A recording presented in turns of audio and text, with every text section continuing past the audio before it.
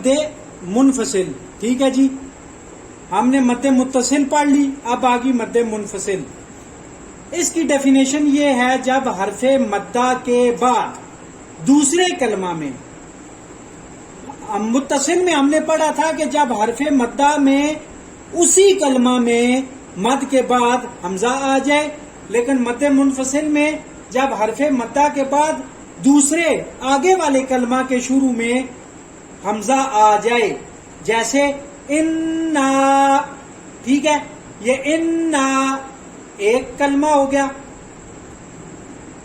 एक कलमा हो गया। आगे ये दूसरा हो गया, आ त्वईना कल, आ त्वईना कल, सूरह कौसर की ये पहली आयत है। ठीक है, अब इन्ना पहला कलमा हो गया जब हरफे मद्दा के बाद, ये इन्ना ये हरफे मद्दा है, इन्ना ये हरफे मद्दा है।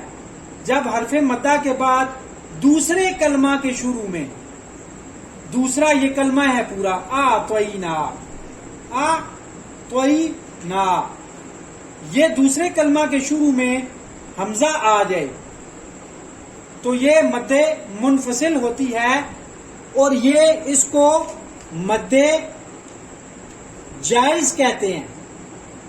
ठीक है जी, मद्दे जायज। जो मद्दे मुत्तसिल थी वो मद्दे वाजिब है, और ये मद्दे जायज है। ठीक है, इसको भी 4 अलिफ के बराबर कम अज कम लंबा करना है।